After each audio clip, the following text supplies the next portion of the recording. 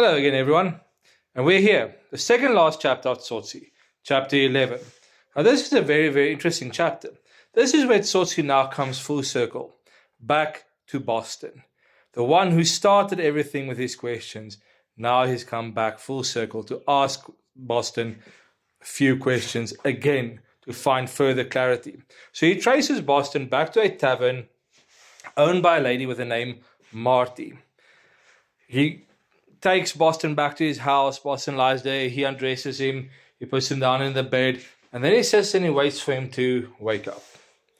We then, in this chapter now, as Boston wakes up and everything now starts happening, we learn about Boston's past.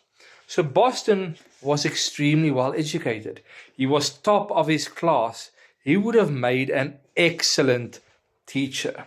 He was really smart, educated, and like I said, top of his class years in a row. But in his final year, tragedy unfortunately struck, and he was kicked out of university because of allegations and accusations against him, where a lady said that he tried to rape her. And because of those accusations, he was kicked out of university, losing everything.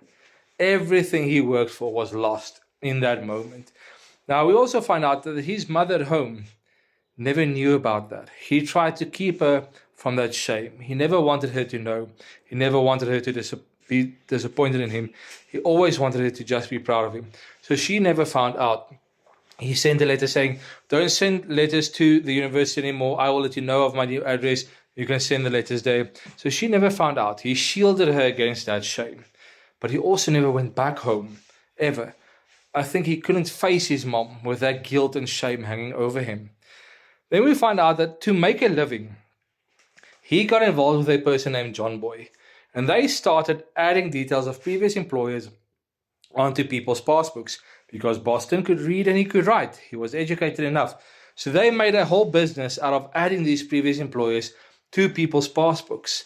That was until John Boy was caught by the police and he was arrested. Boston also during this time started fancying drinking. That's where he developed his drinking problem and he became an alcoholic. Maybe it was to soothe his conscience, maybe it was to make him feel better. That's not really explored. It just says he liked the drink until it was too late, where it has become a regular thing.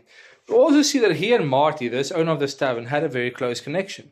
They were friends, but he did stuff that really broke that friendship, made her cold and distant towards him.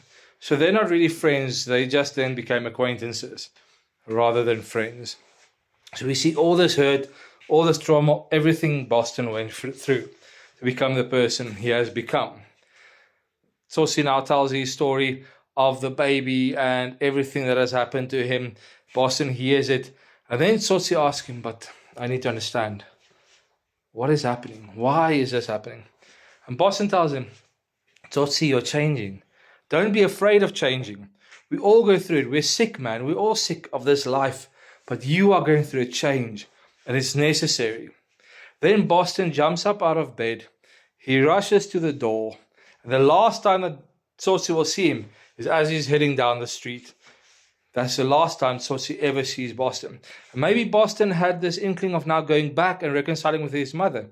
It's not explored further, but we just know the chapter ends with Boston and Tsotsi part ways, and then Tsotsi was just left with, "You are changing." So it has come that full circle. Where Tsotsi was in the beginning in chapter 1 and where he is now in chapter 11 is two completely different people. He's truly changing. Tsotsi is now David Madondo. He is no longer a Tsotsi. Have an awesome day.